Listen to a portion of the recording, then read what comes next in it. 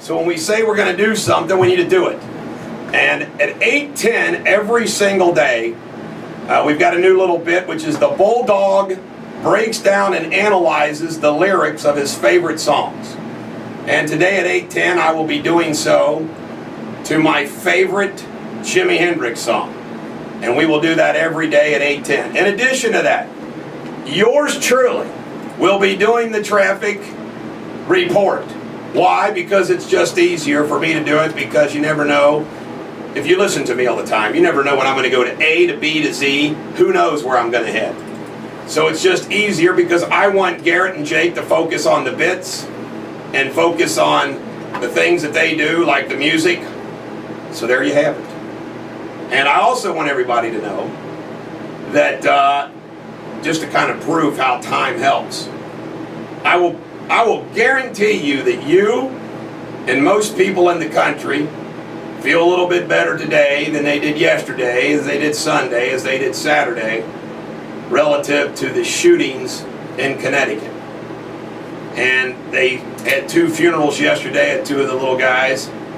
And, you know, that's when those families will start the true moving on, which they're never going to be the same. There's never a complete moving on. But I can tell you this, the burial is going to be important to get past for these families, because the time frame between the death and the burial is very difficult.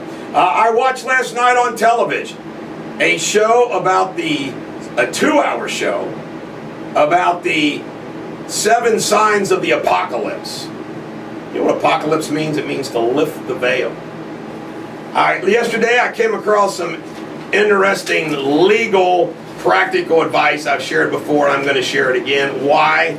Because you need to hear this, because people keep forgetting this good practical legal advice. And if you didn't hear, John Boehner just continues to cave until he's not going to have anything else to negotiate. He's caving on tax increases. He's caving on the entitlement. He's caving on the debt ceiling. He is just one big caver. But I will never, ever understand it, why, quote unquote, the Republicans are in a bad spot when they're in the same spot that they were 2 years ago and last year. Never understand it. All right, folks, there are no traffic accidents or incidents to report. How do you like that? In Campbell County traffic, the bottom line is there's a little bit of traffic as you approach the bridge on I-275. But you know what? It's not that bad. There, of course, is construction over there, but you already know that there's construction on 275, don't you? Yes, you do. Also on I-71 northbound from 75 Fort Washington Way, exit 1 to Wilmington Road. You know what? The speed is slow. It's about 28 miles per hour, so you got to slow down. But folks, that's it in traffic. See how easy that is? And you know what? I could probably do traffic like poetry. Garrett, what'd you think of the game last night? Did you watch it?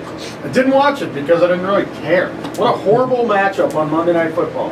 Well, let me tell you about my day. I only had an hour of sleep the night before, so I went out to the Dieters Company Snappy Board meeting at 5 o'clock.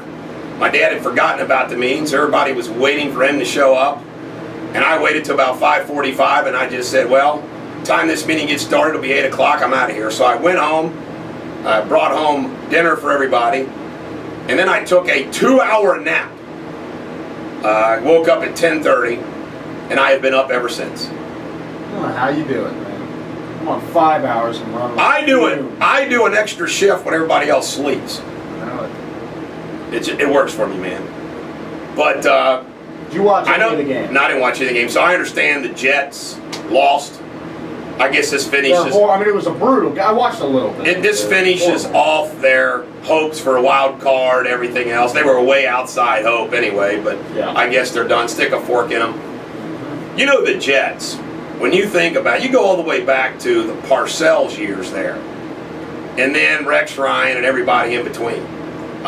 Carroll. You know what? They were every year, oh, this will be the year of the Jets. Oh. And they freaking suck. Do you remember what ESPN did at the beginning of this season? They were at Jets training camp for like 2 straight weeks, all because of Tim Tebow. Yep. And they're horrible. Yep. And anybody could have seen that coming, but ESPN just piles on the New York Jets. It's ridiculous. You know, the Jets are like the Mets. I mean, in New York. Yeah. I mean, they're a little. Giants are the Yankees. They're a little redheaded stepchild, man. There's just no other way. You can slice it or dice it all you want, man. The Giants, come on, the Giants have won 3 Super Bowls. As horrible as the Jets have been, Or they've 4. still made it to like 3 They've won 4 AFC Super Bowls. championships. They've won 4 Super Bowls. The Jets won. Who? The Jets and Giants. Yeah, the Giants have won 4. Okay. They won 1 with Sims. They won 1 with Hostetler. 2. And they've won 2 under Coughlin. But the bottom line is the Jets suck. All right, ladies and gentlemen, the American Jury, when we come back, we'll just dive into today and all the news that you need to use. This is the Rolling Stones, Give Me Shelter, which we all need sometimes, don't we? On Class X Radio. How you like that? Today's birthdays. Tara Conner. Remember her? She was like Miss America, Miss USA that had a little problem drinking, I think. She's 27. Christina Aguilera, 32. Jake saw her up front and personal and claims she's a hefty. Katie Holmes is 34.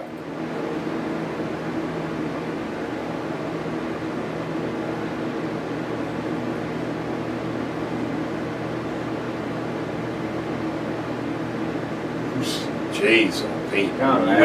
Weird. You gotta be weird to marry Tom Cruise. Stone Cold Steve Austin, who all of my son's little friends in grade school thought I looked like, is 48 today. Oh, I gotta see that. Man, listen to these birthdays. Brad Pitt, 49. Ron White, 56. Ray Liotta, 57. Steven Spielberg, 66. Keith Richards, 69. Ty Cobb, Ozzie Davis. Man, that is an incredible lineup of birthdays today. My goodness. What the hell is today? The 18th? The 18th of December. We won't mention that Joseph Stalin's birthday was today, too. They share a birthday with him. Happy to report there are no military deaths. Forecast today, some clouds in the morning. Wednesday, partly cloudy, high 54. Thursday, rain, thunder, wind. It's gonna be a miserable day. Just an absolute miserable day. We have some traffic incidents. There's an accident on Langdon Farm Road in Ridge Acres Drive. Langdon Farm Road at Ridge Acres Drive. In Butler, there's an accident. The right shoulder is blocked on I-75 southbound, south of Union Center Boulevard, exit 19. So the right shoulder, if you're coming south, Butler County way, you got to deal with that. Not good right there. I think I do the traffic much better than others that have gone before me. I think I'm a natural. During TNT's Christmas in Washington taping, the Obamas hugged and chatted with the Gangnam Style rapper PSY, a man who once sang of killing American troops and crushed a model of U.S. tank on stage. Now, you know what, though? Everybody in America loves that guy's song. Sigh. Sigh. You know, so I don't know. But I guess maybe the president shouldn't do what he did. I don't know. How about Plano, Texas police? After pulling a man over for expired tags, a Plano officer, who refuses to be identified, gave the man a citation and a $100 bill to register his tags. The driver said he could either feed his children or renew his tags, and said the experience has renewed his faith in God. You like that?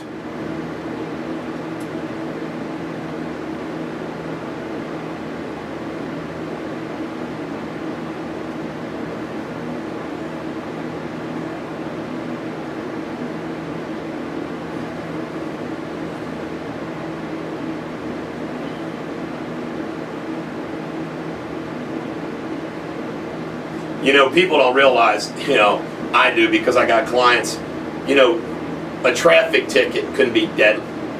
Jim from Verona, Brooklyn Decker's not an icon, and will you stop telling me that? Our buddy Jim from Verona just keeps texting Brooklyn Decker. She is not an icon. Do you not agree? There's plenty of hot women out there, Jim. There you go. Oh my goodness, we don't have Marilyn Monroe. To be an icon. We gotta have Marilyn Monroe. Yes, we do. Not that hot. And she was the babe of the day. Jake, can you hear that? Marilyn Monroe. In the 40s. You know what? You're just mean. The McRib is actually. I hate her. Do you know the McRib is actually fake? Oh, that doesn't surprise me. Oh, you're telling me that is? There's no freaking pork in it. None. But they are delish. Dolphins often practice called fish whacking, which is swatting its victim with his broad flukes as the fish tries to evade capture. Oh my goodness. I don't know about that. The deepest these are boring facts. You know what? Those facts stink. Question of the day. Why are women and men's shoe size different? Boy, that's real philosophy there, William. Yep, some real philosophy. I tell you, I don't know what I'm going to do with that boy sometimes. I just do not. I just do not know what I'm going to do with him. I just don't. Oh, this other fact. Oh, why does orange juice taste so funny after you brush your teeth? Hello, most things taste funny after you brush your teeth. And how about this? Chief foreign correspondent Richard Engel from NBC, a prominent international, has been released from Syria. He's been released from Syria. So there you have it. He's free. Free at last, free at last. Sources say NBC is exploring options to replace Jay Leno with Jimmy Fallon. Oh, baby. Moving on up, Fallon is. Hey, Jeremy, Jake, we got to get Marilyn Monroe. Okay. When we come back, we'll have more Radio Superbity. Until then, this is my third favorite sweet song, Ballroom Blitz on Class X Radio. This is the Bulldog on Class X Radio. Coming out over the Christmas holidays, we have This Is 40, which is that with a romantic comedy kind of movie. And Paul Rudd stars, and that woman that's always in those movies playing that part that she always plays. And they have, at the movie theater, George Harrison, What Is Life, in the preview. And everybody's going to think of me. I did. Zero Dark 30, the Bin Laden movie. It is supposed to be the best movie of the year. We'll see. The Hobbit, of course, is out. And Dango, the J is silent, is out. I can't wait. I thought the D is silent. Is it the D? Is it Django? Django. Django. The D is silent, excuse me. Thank you for correcting me. That's that Jamie Foxx movie and the Quentin Tarantino. That looks pretty good. It looks, that's a guy kind of movie. Reacher, which has the Tom Cruise playing a badass. I like the previews of that one. And we have Les Miserables, which is starring Hugh Jackman, Russell Crowe, Anne Hathaway, and others. It's coming. All right, South Carolina, U.S. Representative Tim Scott is going to be the man who replaces Jim DeMint in the U.S. Senate. He will be the only sitting African-American senator in the 113th Congress. How you like that? But of course, if he ran for president, they would say, "Yeah, he ain't black enough. You gotta be blacker than that now. Come on, you gotta be blacker than that." Oh my goodness. You know this deal that Boehner's making calls for 2 stimulus measures, seeks debt ceiling avoidance for 2 years. Are you kidding me? And they raised the end of the Bush tax cuts from $250,000 up to $400,000 earners and above. You know what cracks me up that Boehner talks about how it's a wrong thing to do is increase taxes on people during recession. Clinton says it, Obama says it, but they're going to do it anyway. And we're talking about this debt ceiling, oh my God, spending is out of control. So you're going to let him spend more. And you know what it is? Let me tell you what it is, folks. It boils down to this. And it's really this simple. Boehner thinks that this is the best thing to do politically. Not the best thing for the country, but politically. It makes me sick.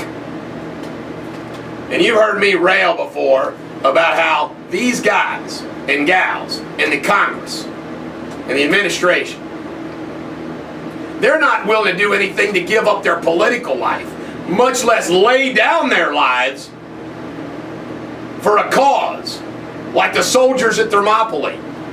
I will guarantee you, and you know what? Some people might think that this is wrong to do, but I'm going to use it because I'm going to make the point.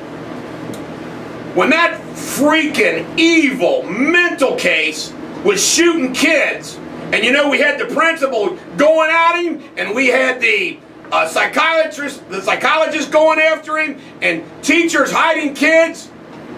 If a congressman or senator were there, they'd be freaking running for the doors. Self-preservation overall, isn't it, Boehner? I'm glad I never need the services or favor of the United States government in a handout, corporate handout or otherwise. It's incredible. And that's what's best for America. I think this could probably be, this is what the Republican Party. And they're screwing it up. They're going to make it worse. You watch. They will lose the House of Representatives. And the Democrats get to turn around and say, my God, they're going to stick it straight up and crack that thing off. They're going to say, look, these guys campaigned against all these things, and look, they agreed with us that they needed to be done. And Boehner's going to say, no, we didn't. We just had to do that for political purposes. That's all we did. I got to cry on some more. Jack Wagon of the Year, John Boehner. Freaking Mr. Tan self-preservationist. Hold on to that speakership. I hope to God somebody challenges his ass. Hell, I ought to move. You know what? I think I might move to Butler County and just run against him. Just wail away, baby. Although I understand you can't give up your radio for federal offices, but not state office. God bless you there, Gary. South Carolina State Representative Bill Chumley pre-filed a bill that would make it illegal for state and federal officials to implement Obamacare. Federal officials caught implementing the law can face fines of $5,000 or 5 years in prison. Jeez, old Pete. And the Electoral College made it official yesterday. Guess who won? Yeah, Barack Obama won. Obama continues to support Sandy Pork Bill. $60 billion in aid. You know what? Have you ever asked yourself this question? I mean, this is a question I have in these disasters. Okay. You've got local aid, you have state aid, you have federal aid, and then you've got private insurance. So if somebody's house blows down and they have insurance, do they get the insurance money and the federal aid money? And how fair is that? If somebody doesn't have insurance, but the federal government taxpayer takes care of them the same extent as the person who had insurance. It makes 0 sense. Why have insurance? Yeah. Well, you know, there's a storm coming. Federal government will help me out. Federal government will help me out. I don't get it, Garrett. Unbelievable. Eric Holder called for brainwashing. Got a clip on that. Well, wait, let's hear it.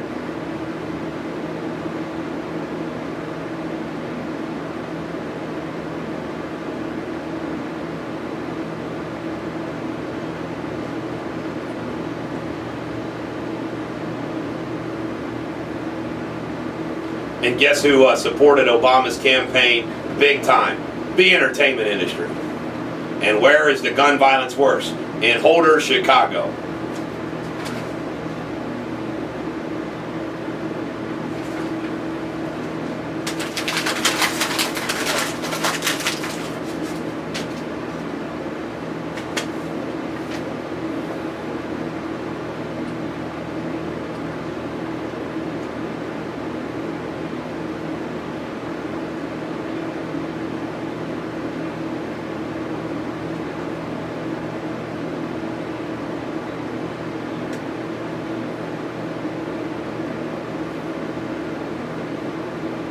Enough of this guy. Jeez, oh Pete. I don't get him at all. New York Times op-ed, if we're going to have radical deficit reduction, the fiscal cliff may be the fairest, least harmful way. I tell you right now, I'd rather have the fiscal cliff than what Boehner and Obama's cooking. My God. All right, ladies and gentlemen, the American jury, I love Steve Miller, and this is my 4th favorite Steve Miller song. See, on Class X, they want you to play those good backtracks. Not the songs you really, really love. The ones that you're saying, that's my 4th favorite song. I'm just teasing you, Bill. This is Steve Miller, True Fine Love on Class X Radio. This is the Bulldog on Class X Radio. There is an accident being reported on Reading Road, US 42, at William Howard Taft Road. Reading Road, US 42, at William Howard Taft Road, there's an accident. In Loveland, heavy traffic on I-275 between Loveland Madeira Road, exit 32, and US 22, Montgomery Road, exit 50 in Montgomery. What a bunch of gobbledygook. I'm going to read this again. In Loveland, heavy traffic on I-275 between Loveland Madeira Road, exit 52, and US 22, Montgomery Road, exit 50. I guess I do get it, in Montgomery. So you got a little problem going on there. Do you know Walmart has pulled its Bushmaster Patrolman's Carbine M4A3 rifle from its website? Man, all these people, the overreaction. You know what? Guns in the hands of a good guy would have stopped that guy. I don't think it's overreaction as much, because when 22 or 20 children You're turning are dead, liberal on me. I know. It's You're turning liberal on I'm me. taking a liberal view on this. You're getting emotional. You're not sticking to the Brock principle of the Second Amendment. I still feel It's that okay. guns You're are allowed to necessary. turn liberal. I Talbot still get Jeopardy, that but you guns can are stay. You necessary. can stay liberal. But why? You're not as liberal as TC, so trust me, I'm okay with you. Well, of course. TC freaking drove me nuts. I love you, TC. I do. I love you. But TC was like, at any given time, I thought he was going to go off on me on my criticism of the president. I just feel like these people. Feel. You're feeling instead of thinking. You're feeling. But if you're thinking. Bushmaster, the See how PR see you're how our getting old from guy this is He doesn't have terrible. no chance. Huh? The PR that What? they're getting from this is terrible. Who? Bushmaster. Why? So they'll quit selling the gun for a few weeks. How and you it'll figure? come back. When? Because the guy used a Bushmaster. Really? Bad PR.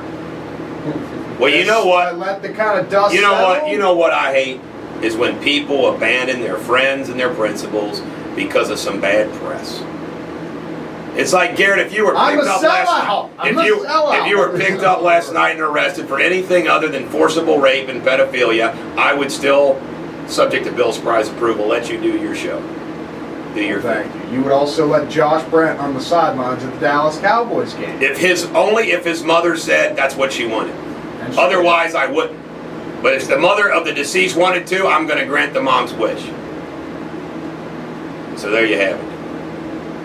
In 2013, the Treasury wants to sell 2/3 of the 218 banks, which collectively owe $7.5 million. Does anybody understand that we have become a state? I mean, I'm not kidding you. We are everything. The state is controlling everything. Uh-oh, the company is pressuring franchises to keep their stores open December 25th in an attempt to boost holiday sales numbers. Well, that's understandable. Oh, by the way, if you're just tuning in, at 8:10, we're going to have the Bulldog breaks down the lyrics of one of his favorite songs. We're going to do this at every 8:10. Garrett and Jake are not going to forget. And today I'm doing a Hendrix song. You're not going to miss this. It's good radio. It's like we like to say good radio. When we do some good radio, it's good radio. Let me see, one world news. A year after his death, dressed in his trademark khaki jumpsuit, former leader Kim Jong-il embalmed body was unveiled. Jeez, who wants to see it a year later? Jeez. Kim Jong-il. Gangnam Style. Gangnam Style. Gangnam Style. Gangnam Style. I tell you right now, Garrett, the world's going to hell in a handbasket. And and I don't think there's anything that we can do to save it. I just want to apologize for the recipe that we have on our newsletter today, because I want you to know that just the sound of this makes me ill to my stomach, but we put it on as a recipe. Can you imagine eating gingerbread cake with lemon glaze? My God. You got to ask yourself, why? Why would someone do that? I wouldn't want to do that. Would you want to do that? No. It's a horrible recipe. Sounds like, what kind of food you guys get at the holiday party? The normal, all fattening stuff, just horrible. I don't know. I think Bill and Rhonda Spry are providing prime rib, and then everybody's that typical. Everybody's got to bring a side dish. Is our I'm going to bring chocolate chip cookies as a side dish. I forgot all about that. It's Thursday. Where? Here. Here? In this building? Yeah, up in my law office on the 4th floor. Okay. What should I bring? You should bring a side dish. 12-pack? 12-pack suffices for me. Just make sure it's something good to eat or drink. Should I really bring a side? Yes. Hey, Bill, why don't you text me what I need to bring, and then Jake, if I'll forward I just heard about the Christmas party. This is the first I've been Jake hearing hasn't about it. heard. That's because he's been out of town. Jake, there's a Christmas party here Thursday night. Jake, are you coming? I hope I can make it now. Bring him some. I mean, you better be. Bringing a 12er. Spry's got Chippendales coming for the ladies, and he's got Racer girls coming for the guys. Okay, I'll be here. Ass girls, but I'll bring a growler. No, he's not. Spry's a good Christian family man. I'm just joking about all that stuff. If you're just tuning in, folks, you can get your tickets from the Thompson House, formerly the Southgate House in Newport. This is across from the levee. It's a nice historical building. We're at the Bulldog, yours truly, on Saturday, February the 2nd. At 9 p.m., I'm going to do a comedy show. I'll do at least an hour. I did an hour down at the Funny Bone. But I'm tickled to death to do it on a weekend night. So much easier to sell tickets on a weekend night show than a weekday show. you're going to do a whole hour? I'll bet you, I'll get going, I'll do over an hour. I got so much material, it's not even funny. That's a long Heck, time. Garrett, you supply me 15 minutes of material. That's true. Jake, another 10. I could write you some stuff. You want to write? You want me to be your joke writer? I want to tell you right now, if you got a great joke, lay it on me, baby. But I'm not a joke teller. I'm like Jerry Seinfeld. I'm an observer of life. Yeah, that's what I am. You know, you got to be an observer of life. That's where the funny stuff comes from. You're darn right it does. That is where everything funny comes from. Ladies and gentlemen, the American jury, I brought in my Lincoln on Leadership, and it was from the editors of the Civil War Times. And it's 41 powerful insights from his speeches, telegrams, letters, memos, and orders. And today, at about 3 o'clock in the morning, I read this. This is so awesome. Everyone in my law office is going to get this. This is Lincoln. Quote, "The leading rule for the lawyer, as for the man of every other calling, is diligence. Leave nothing for tomorrow which can be done today. Never let your correspondence fall behind. Whatever piece of business you have in hand, before stopping, do all the labor pertaining to it which can then be done. Work hard, then work harder." Oh, our big Lincoln movie, and everybody's embracing the movie. Hey, Barack, why don't you follow Lincoln's advice? Is that not awesome? He worked. Yeah. They made that clear in the movie too. He's always on the go. Yep. And I'm the same. Rarely in the White House. I'm going to share some more tidbits from that.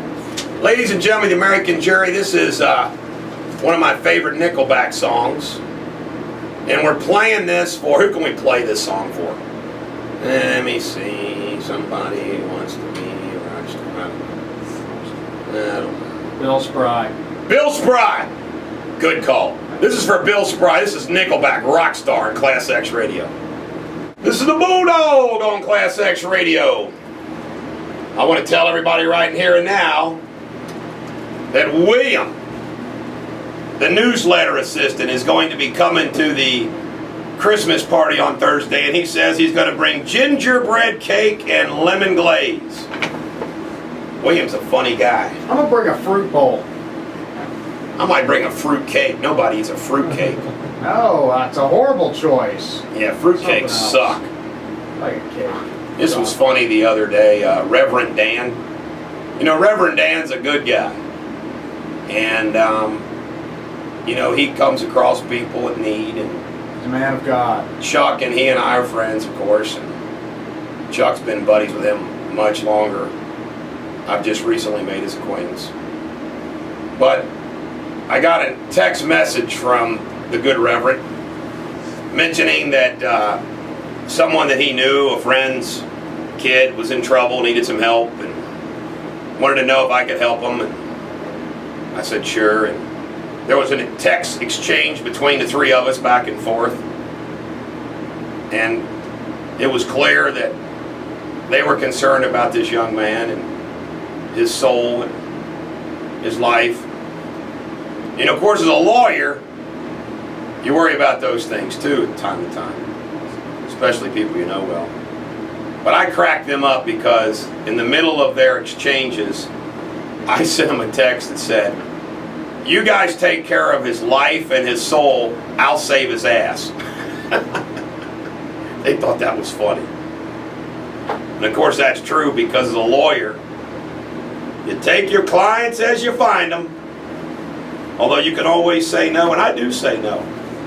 I can't say yes to somebody I know who's a sicko pedophile. You know, one of these shooters, these mass shooters, I would never ever represent them, ever, ever, ever.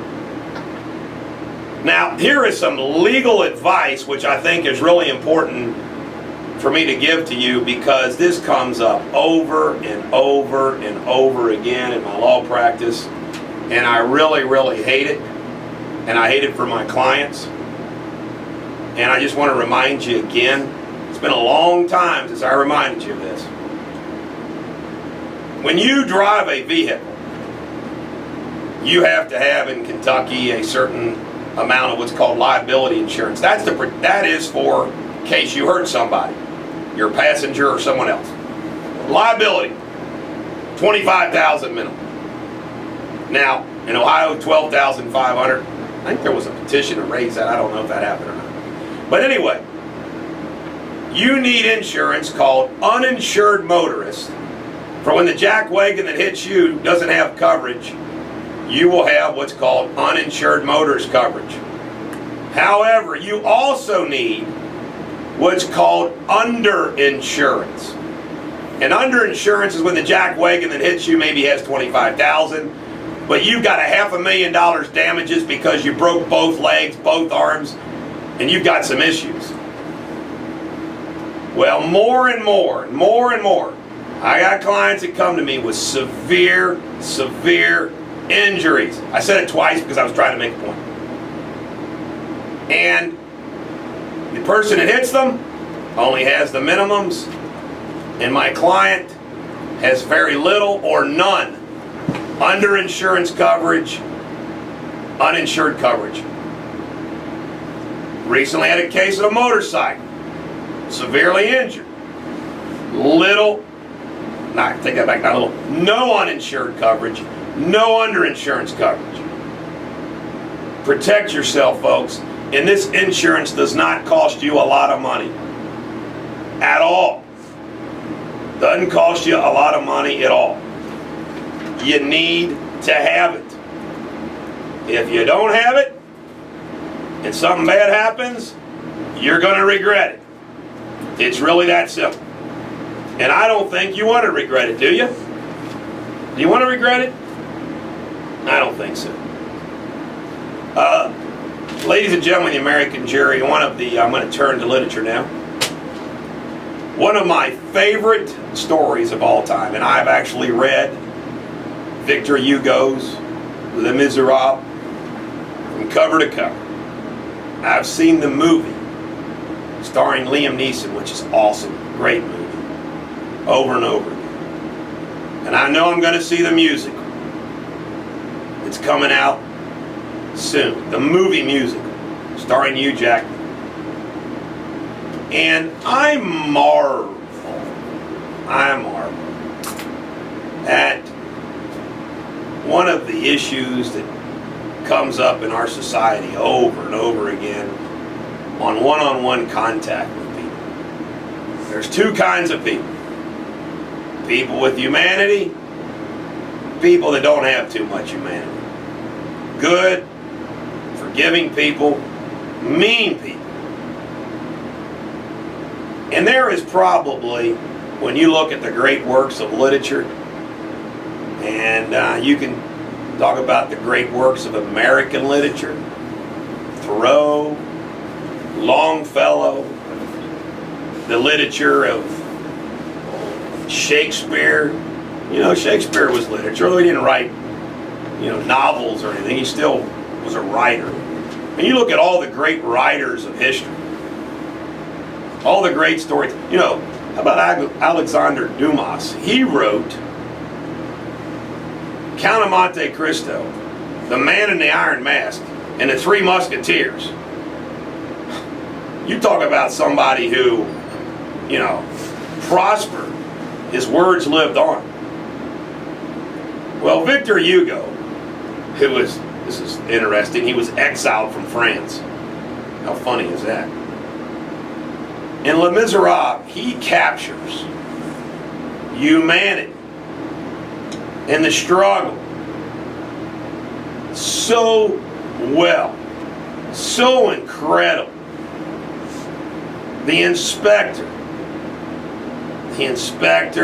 who, Javert, who will not let go, can't let go of his quest to capture and destroy Jean Valjean,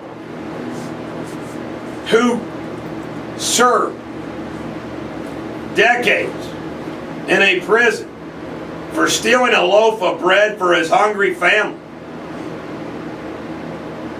in a work camp. Can you imagine?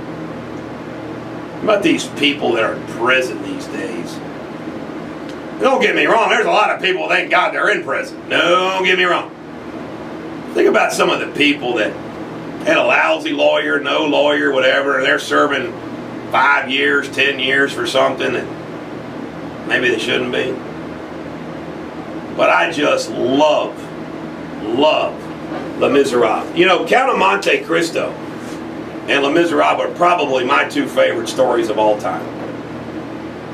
I mean, while Les Miserables shows the humanity, no story is a better revenge story than the Count of Monte Cristo. And in fact, Huey Long, the socialist from Louisiana who wanted to be president and was assassinated, he allegedly carried around a copy of that book with him because he was all about getting revenge on his enemies.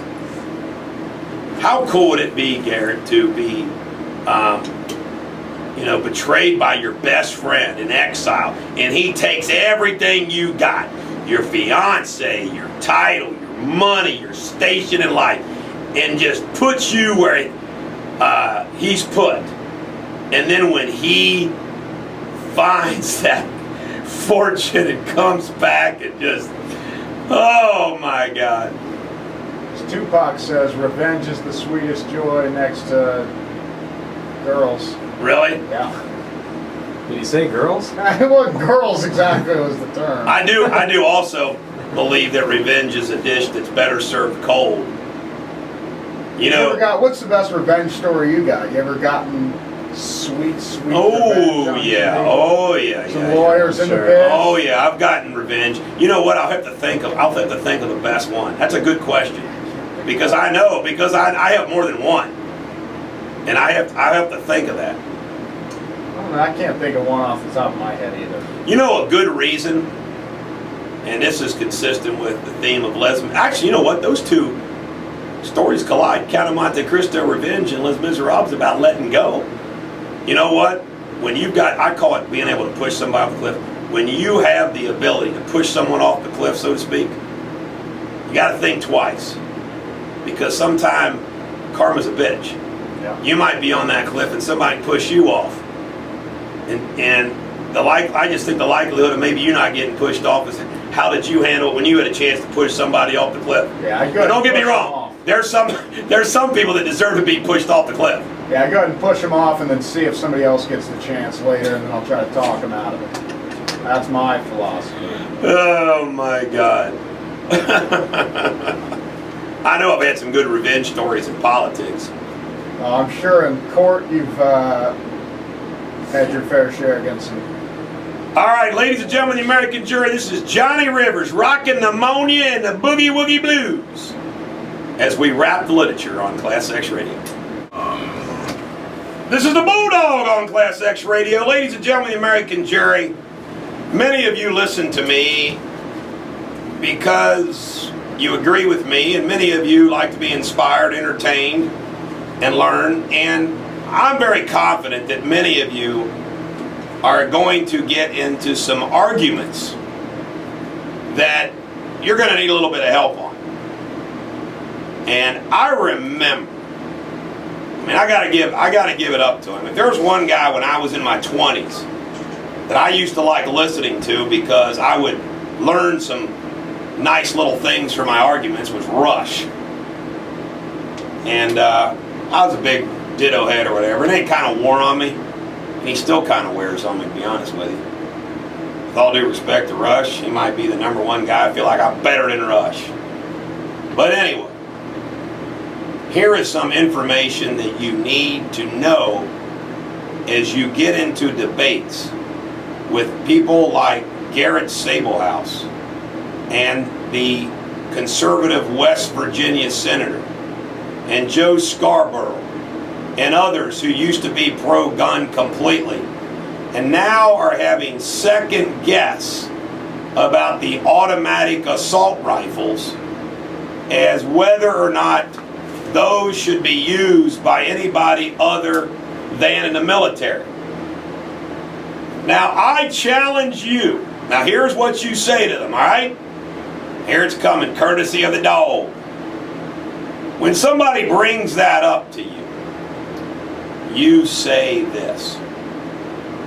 Have you ever noticed or checked out or watched what kind of weaponry that the alcohol, tobacco, and firearms, the FBI, every state police, and even local government, have you ever noticed the type of weaponry and guns that they seize every single day from drug dealers and bank robbers and bad killers and bad guys?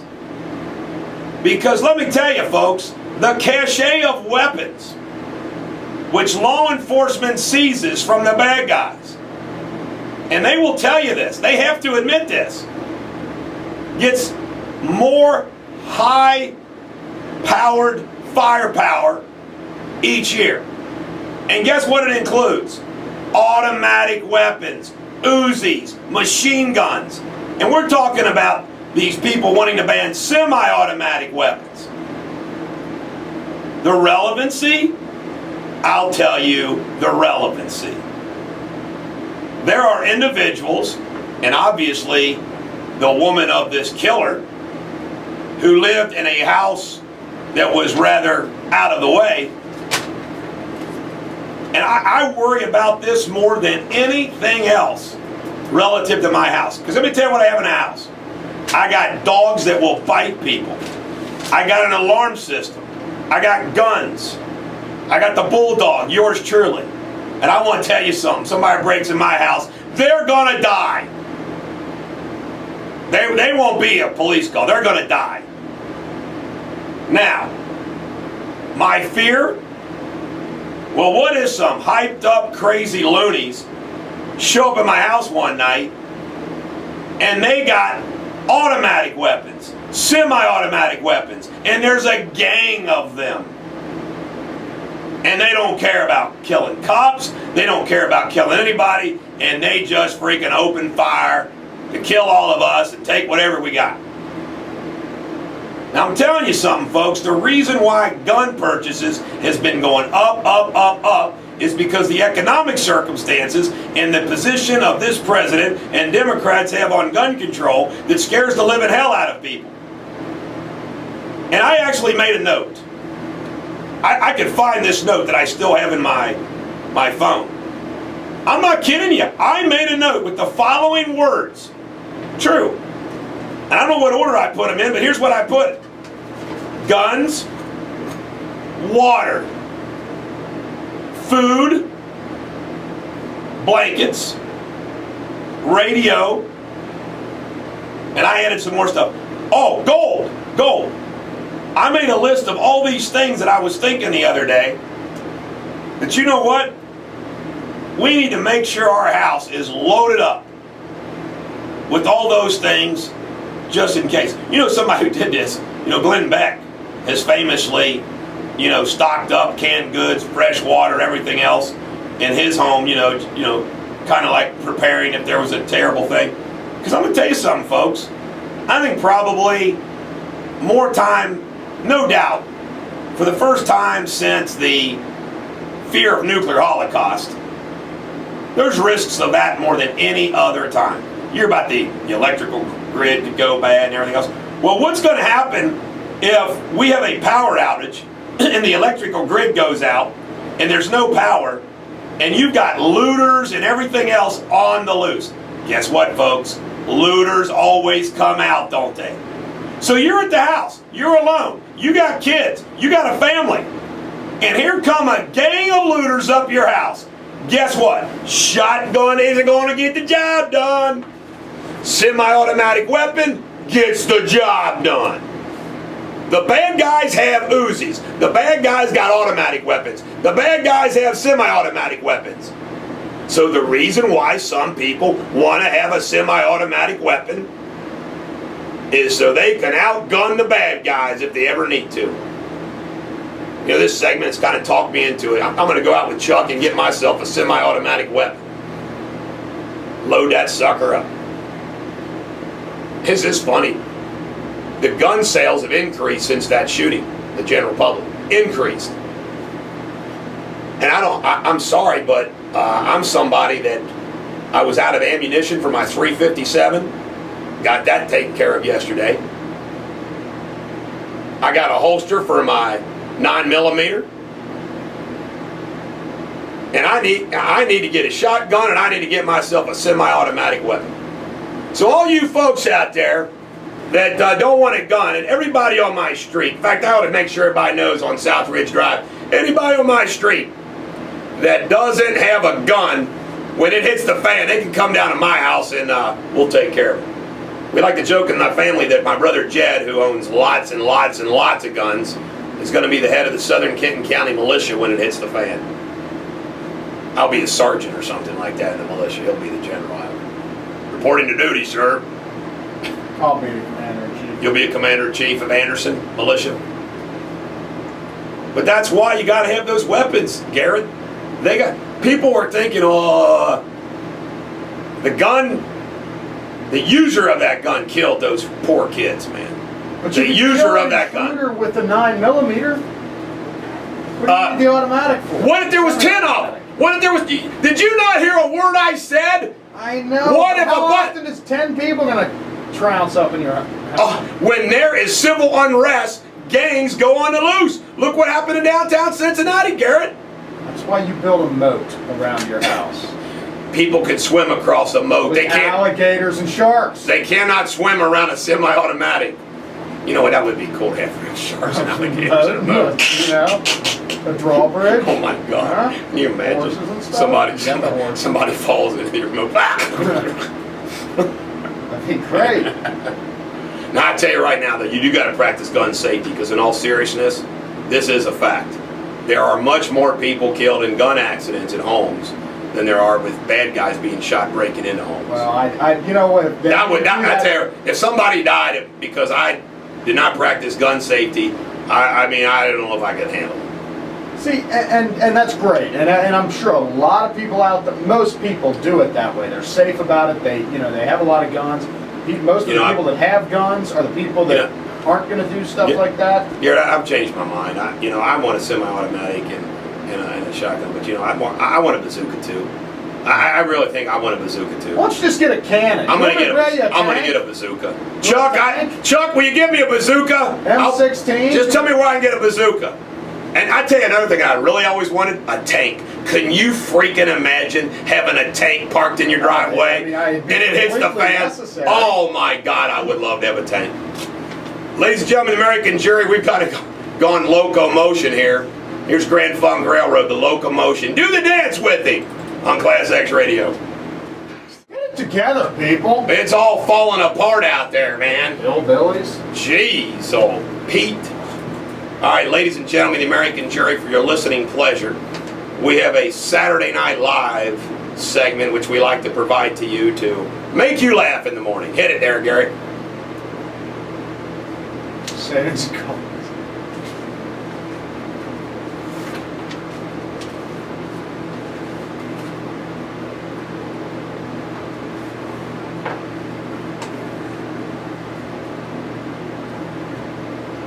Chet Harper.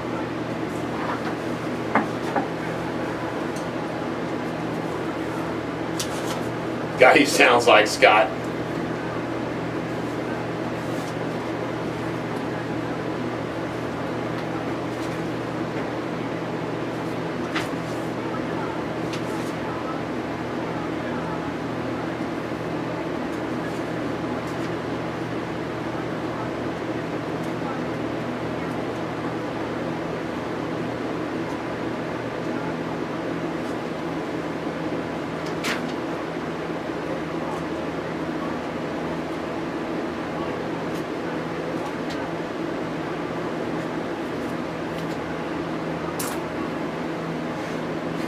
God.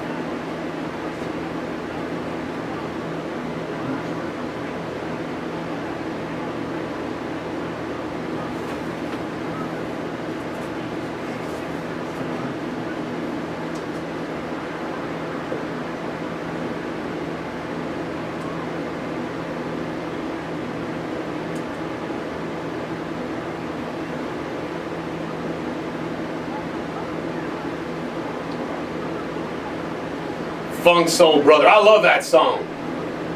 Funk Soul Brother.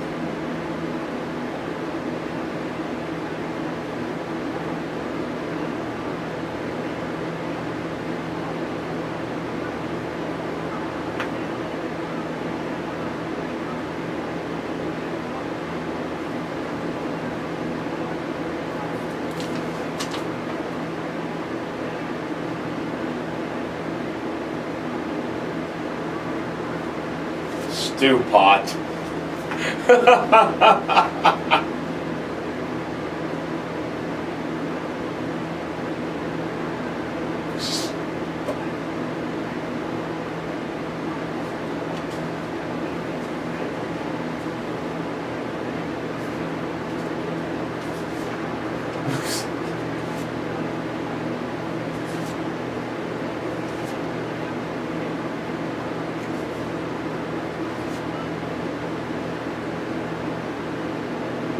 Too much.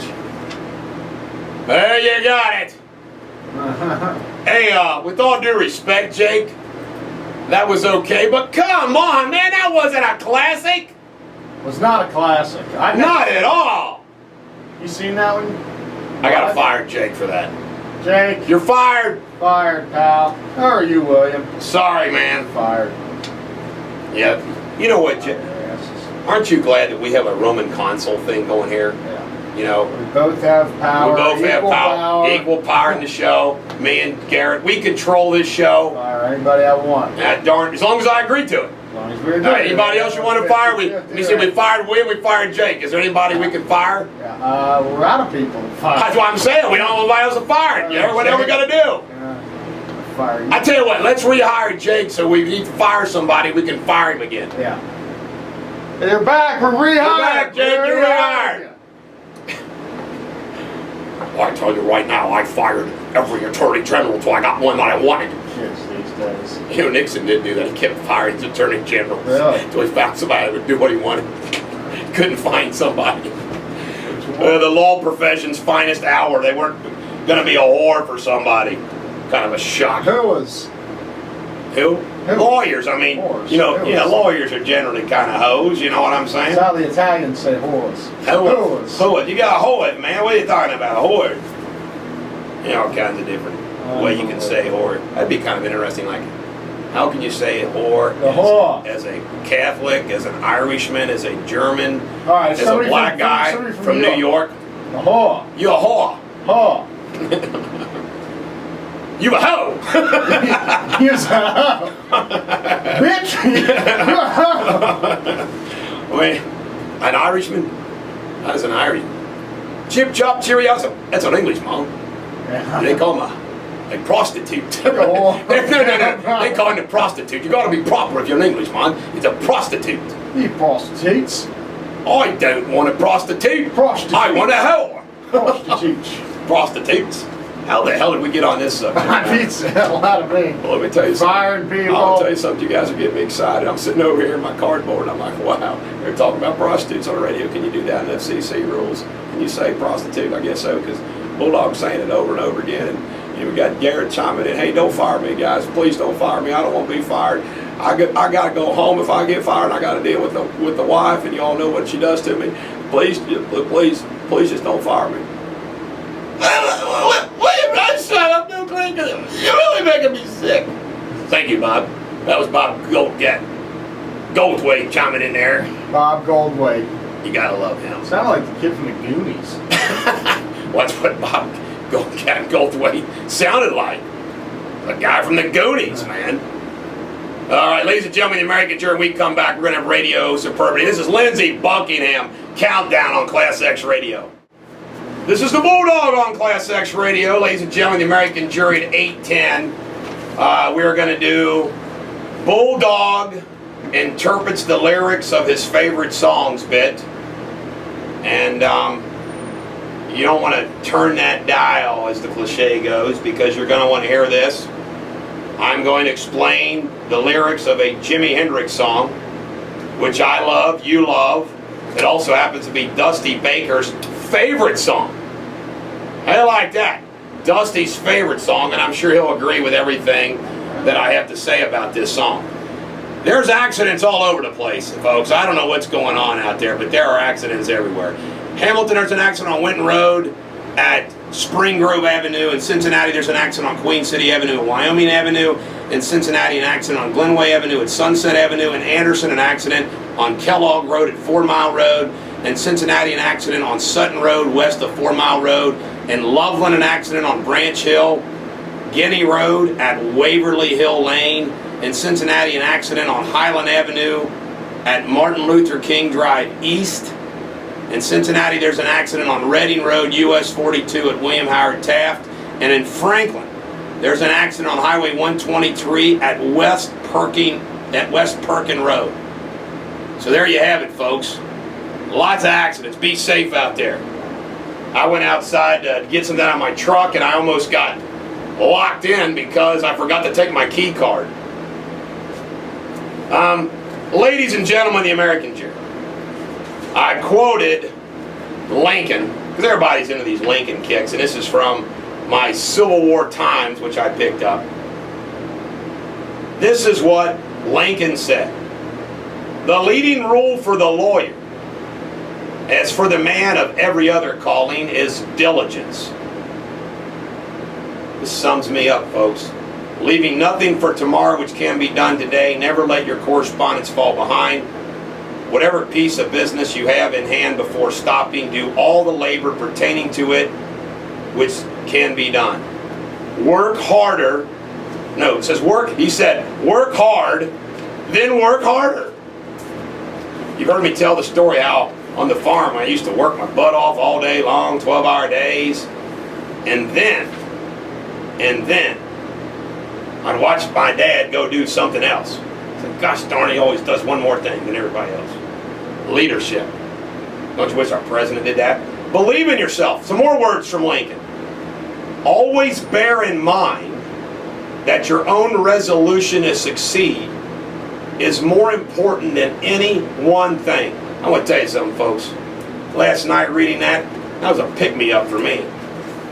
Because I definitely believe in myself. But I'll tell you right now, when you're trying to do things that no one else has done before or can do, and you're trying to do it because everybody says you can't do it, it's impossible, man, it's times when you're like, maybe they're right. Now, here's some more life lessons from Lincoln. Seek self-improvement. We are a great empire. We are 80 years old. Kind of funny, isn't it? 80 years old. We stand at once the wonder and admiration of the whole world, and we must inquire, what is it that has given us much prosperity? And we shall understand that to give up that one thing would to give up all future prosperity. This cause is that every man can make himself. Wow, have we fallen. Man, have we fallen. You know, I announced a while back that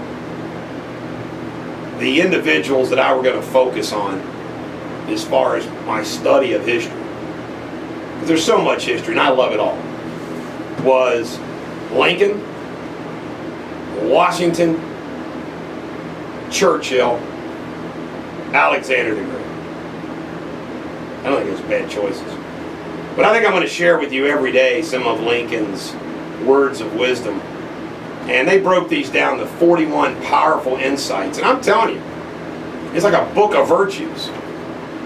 And it comes all from good old Abraham Lincoln. So, there you have it. Now, Garrett, are you ready for the Bulldog to interpret the lyrics of one of his favorite songs? Let's do it. All right, now, ladies, let me introduce the song first. All right, this is my favorite Hendrix song. It's probably one of my top 10 songs of all time. The very beginning of this song just grabs you and it does not let you go.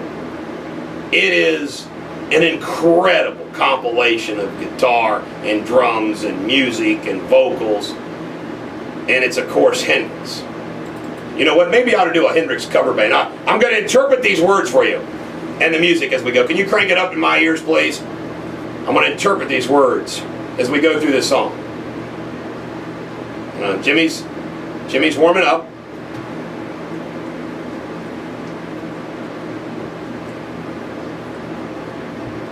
He's talking about being in prison.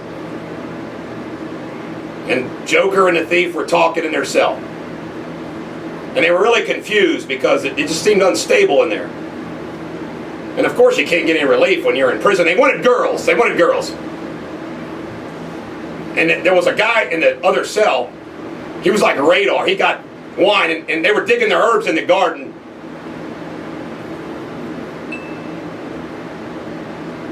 There was nobody else in the world.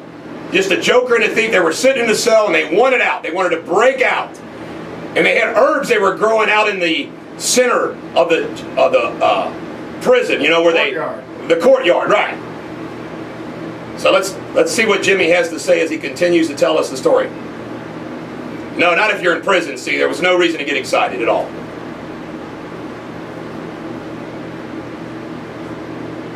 There's a lot of people in prison.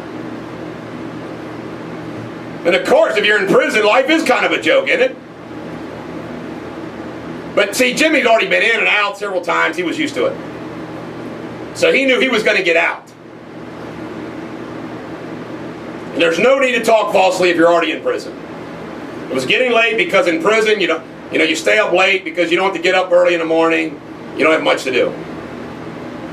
Now, if you slow this down here, you will notice that Jimi Hendrix is foreseeing the legalization of marijuana in several states.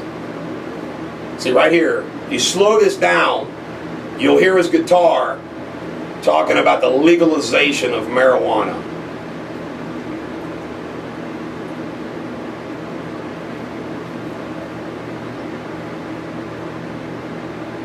He saw something going on. He just said, hey, he wanted it to stop. That's what he was doing.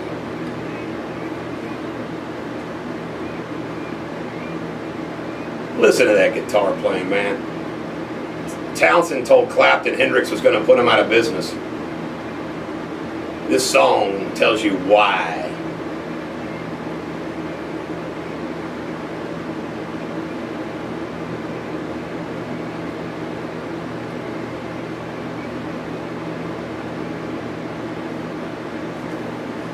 See, there's a watchtower in the prison. They were looking. They were looking out. They saw the guards.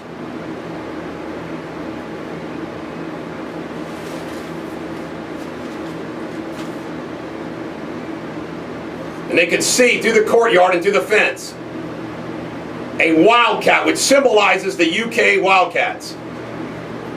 And the two riders were Stryker and somebody that he could never figure out who it was. Stryker from Lords of the Rings was coming, is what he foretold. See, this is Jimmy is foreseeing the future.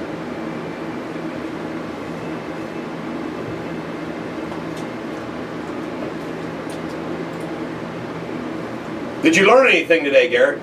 Learned all about what All Along the Watchtower was about. It's pretty interesting, you know. Very interesting stuff. Now, when you. But he didn't write that, did he? Oh yeah, he did. And I want you to know that Okay. I hope you'll enjoy this song even more now when you hear it. I love this song, and I agree with you that I like. Remember, I made that one listener on the big one mad. Why? Remember, I said that this song came on when I was going up Independence Hill, and I was going about 100 miles per hour with my. It was a blue lit moon. It was awesome. It was warm. My top was down, and this song was on. And I made a comment. I said, God, I just felt invincible. And I said that if I was going to do the old, who were the two ladies, the movie where they flew off a cliff? No idea. Thelma and Louise. That if I was going to do Thelma and Louise, I would do it to this song. And somebody said, you shouldn't talk about suicide. I'm not talking about suicide. I'm just telling you, this would be a song to go off a cliff in your car. Okay, I picture myself rolling down the Pacific Coast Highway in California. There you go. Convertible, blaring it. Here's another thing, and start the song up again as we go. Start the song up. I'm gonna just. This song would be a great choice for an opening of a movie. Yeah, just put it right here. Yeah. Whatever scene, driving a car, like a car driving, walking on a street, whatever. This right here, baby, walking through a crowd of people. As the opening credits. Scene. This is the opening credits right here, baby. An opening scene of a movie. Right here, baby. There must be such a good song. I'm pumped. I got goosebumps. Confusion. Too much confusion. You know, Paul McCartney, when I was at his concert, no relief. McCartney what? Told some good stories about Clapton and Hendrix. When Hendrix was on stage, at Woodstock, yelled out on a performance, Hendrix would throw his guitar out of tune in like one song because he wailed on it so hard. I guess guitars now that doesn't get out of tune that bad, but he would say, is Eric Clapton in the audience? Because Eric would tune his guitar for it. I love it. All right, ladies and gentlemen, American Jury, I hope you enjoyed the first rendition of the Bulldog. Interprets the lyrics of his songs. We come back, we'll have more Radio Superbity on Class X Radio. This is the Bulldog on Class X Radio. Ladies and gentlemen, the American Jury, I want everybody to know that the Bulldog, will be out Christmas shopping tonight.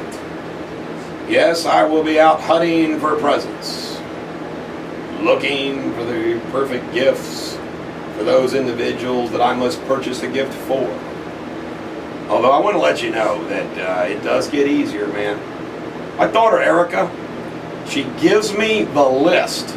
But not only does she give me the list, she gives me the link to purchase it, so I can hand it to somebody with a credit card and say, here, take care of Erica's Christmas. Thank you very much, Erica. That was nice of you.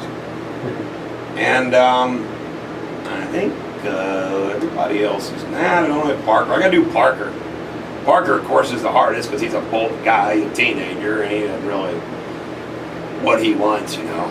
No, you know who's the hardest? I was going to give him some money. Me? No, I'm actually easy. Nah, I'm not getting anything. But no, you're not because you're loaded. And people that are loaded, are hard to shop for. What do you get somebody that has everything? Anytime you want something, what do? Jake, go get me this. I mean, what the hell can I get you that would possibly... Well, here's what I do. I would hate to be in your family for that reason. Here's what I do. I make a list, actually, to help them out.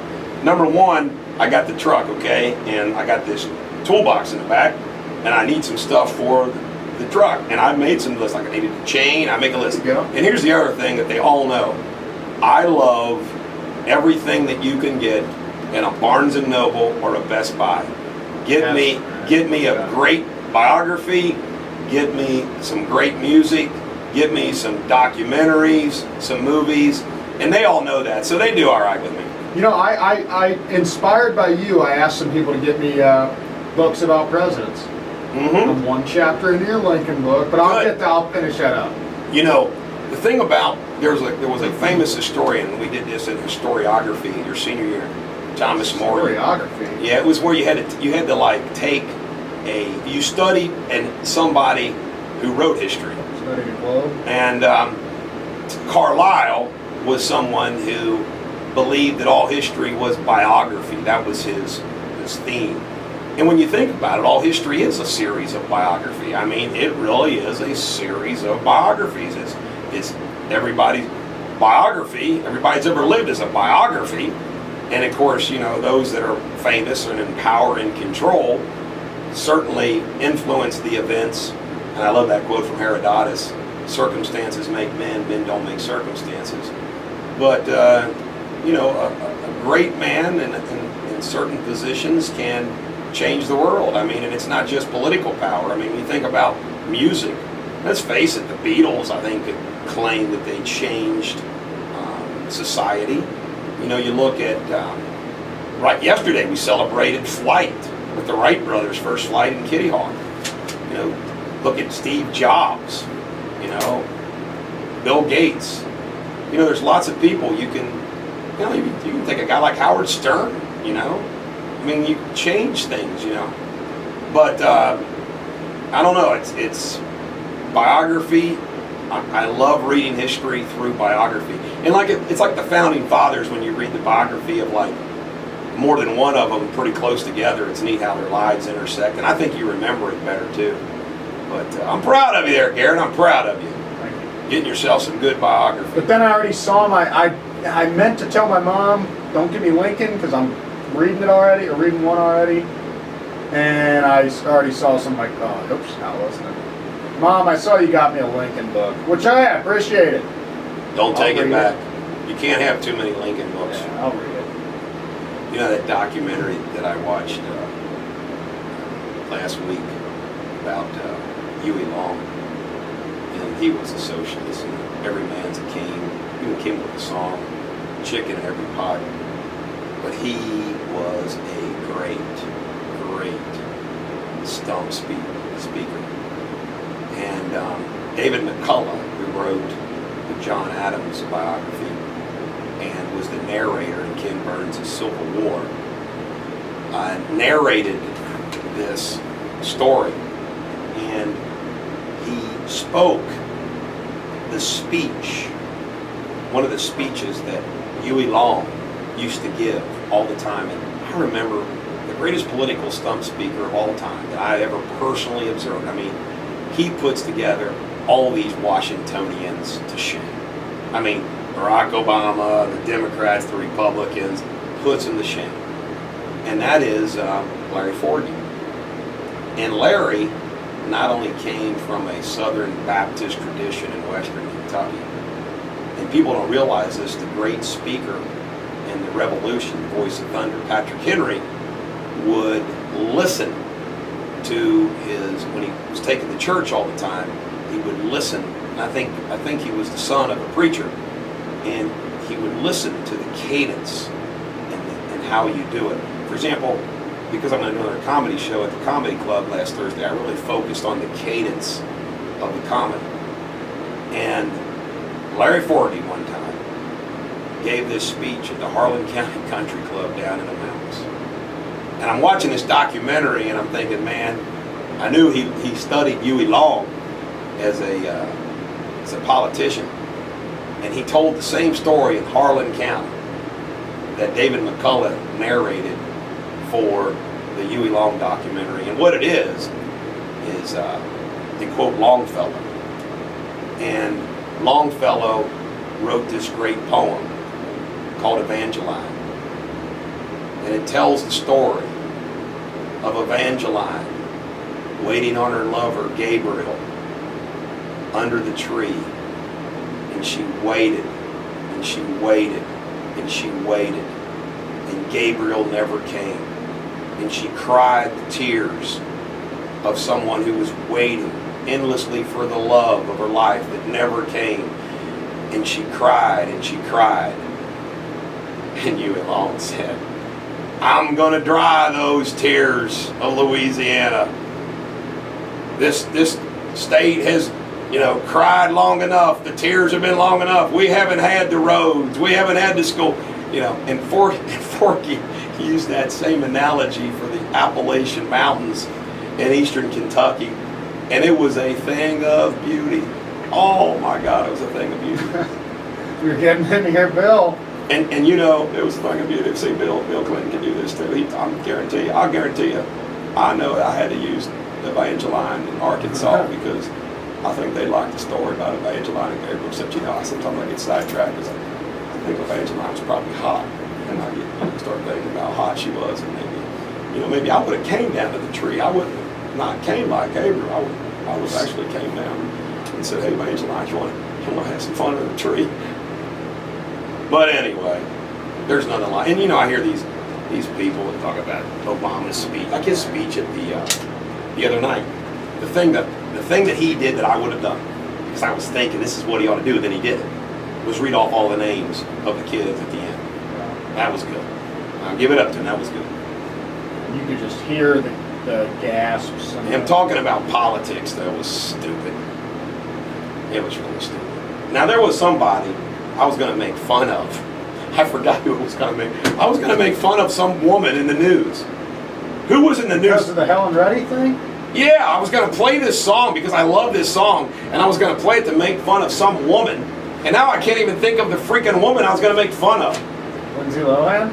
She didn't make the newsletter today, though. She didn't? I don't think so. All right, we're going to dedicate this song because I can't think of anybody else. We're dedicating a Helen Reddy song, yes, on Class X Radio, to Lindsay Lohan. and folks, this was going to be really good. I forgot who I was going to do this for, but we'll just use Lindsay on Class X Radio. This is for the ladies. Ladies and gentlemen, the American jury, the quote of the day on our newsletter, which comes from George Washington.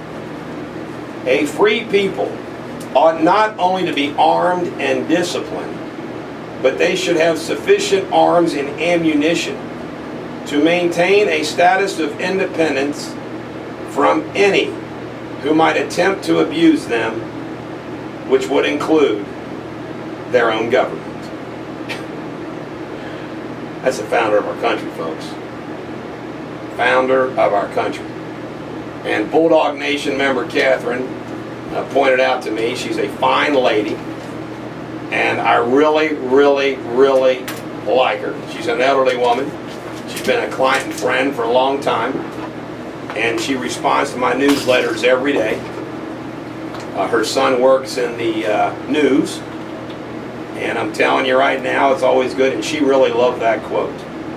Really, really love that quote. So, we got that quote. If you have not heard, the big news for the day, of course, is, and you know, I forget what news program I watched last night, and I kind of agree with it. The non-stop coverage of the Connecticut shooting. I'm somebody that, I don't watch it nonstop. I can't watch it, don't want to watch it. It's just painful, but the reason why the news covers it is because it's topic A, and people want to know, and they want to watch it, and they will sit there and watch it over and over again. And that's just the reality of it. But the big political news is that Boehner and Obama allegedly are getting closer. And we all know that Obama's going to take a long vacation.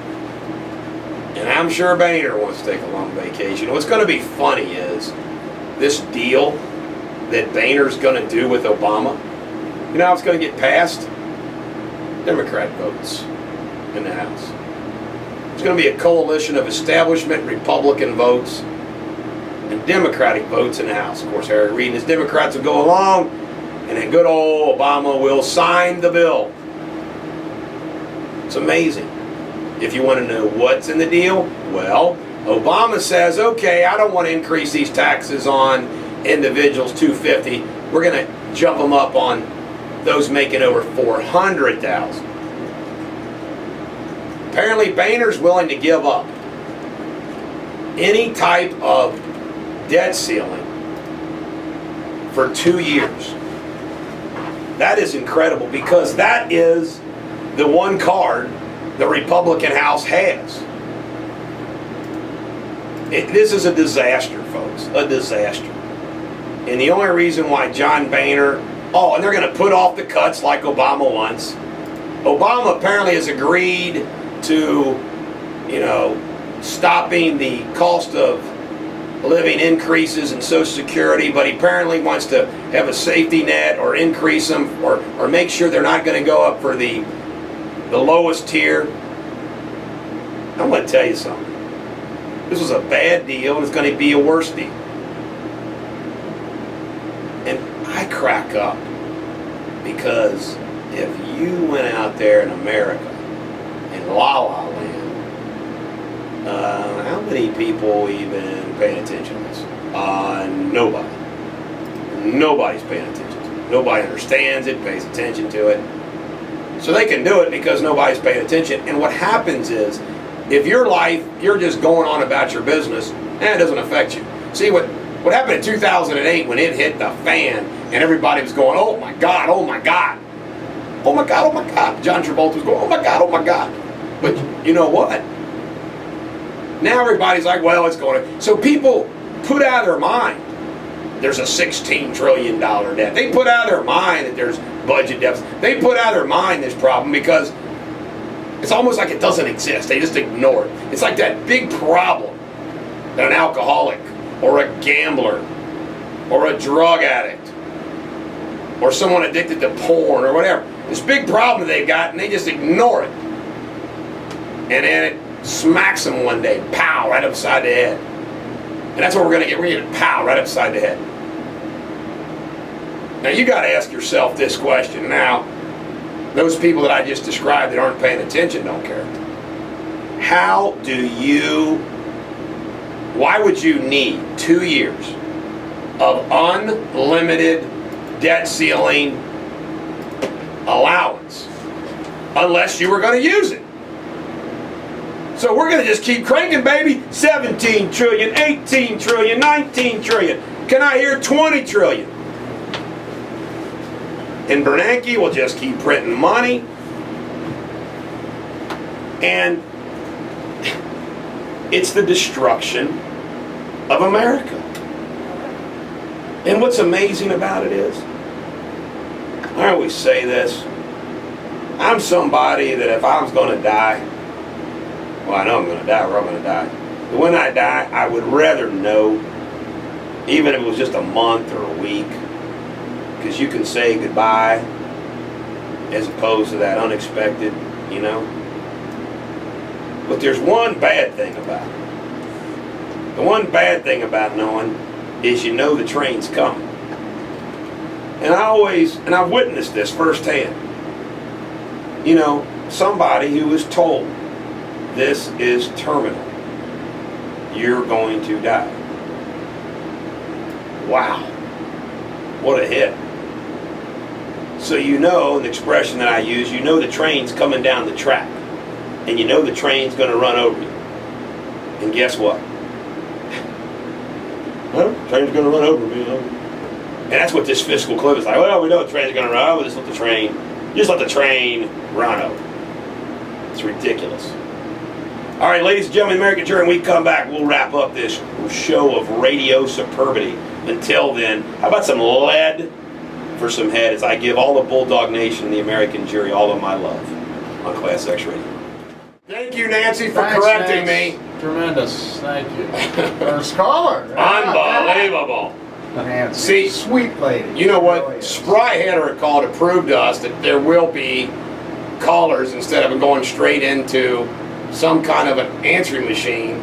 But you know what? I just thought of something. Another good reason for me to sit here instead of where I used to sit is I can see that. See, I thought that you would be able to, but somebody that used to work here I know. Who sat That's right not there. it. That's not it. apparently couldn't see that. 513-201. We need a bigger one. 8891, is that the phone number? Heck, I don't even know what the phone number is. We never give it out. Yep, that's right. 513-201-8891. I want to encourage you to We call. love callers. We actually like callers. It's just that it's not something that I push because I have so much to say that if a caller doesn't call, I'm okay with it. Yeah. We also enjoy the photographs with or without clothes that you want to send to us, swimsuits or not. Trying to make the babe walk. You know, Clothing optional. clothing We optional. might hang it up on the wall. If you've got a picture of yourself that you think is worth, you know what we ought to do? That's a good idea. We could pick out part of our walls, guys, like the opposite side of the icons, and say, this is for the fans that think they are worthy. Yeah. And hey, if you think that you might be, I don't know if they'd want to see me naked, we probably don't. So don't take a picture of yourself and send it in. It's a good rule of thumb to go by. Oh, You know? you're right. You know, I always marvel at the. Ugly ass on the wall. I've seen these HBO specials about the swinger clubs and the nudist camps, and I've seen the same thing relative to movies and whatnot. And I'm going to tell you right now, in the news, like when they had that one up in San Ohio, Fran? I'm going to tell you something right now. Everybody that's in a nudist club or swingers are ugly fat people. Oh, of course they are. I mean, wow. I'm like, put your clothes on, man. Well, I mean, it just, if hot people were nudists, I would become a nudist. You'd become a Those nudist? Hot people. Can you imagine? That's why Leslie- this is Walking around. walking around butt naked all day. Weird. You know what? It's disgusting. Because let me tell you why. I mean, come on, guys, come on. You know what if you pass gas naked? You know what I'm saying? It's disgusting. You pass gas with clothes on, you can maybe act like it's muffle not a you, little you muffle a little bit. Everybody Women, knows same you. thing, man. I mean, come on. Wouldn't you like to see the imagination and think, well, those breasts are perfect because, when she was naked, you'd see that they weren't perfect? Yeah. And they're naked, and I said, sausage link-sized nipples. And Stop, guy. Oh, I'm just saying. Jeez, old pig, you're too Stuff far. you find Too out. far. Not FCC too far, know, but my Bulldog dad- Show too far. You know- God darn. One We don't time say the N-word. Go ahead. my dad got hit on one time by some nudists. We were at like a Really? steak wine. Was type- he nude? No. Completely not nude, and apparently just put off a vibe to these nudists that, they weren't even nude Okay. at the time, but Jeez, old Pete. creepy weirdos. It is creepy weirdos. Man, oh man, oh man. Oh well. What can you say? Some people like to be.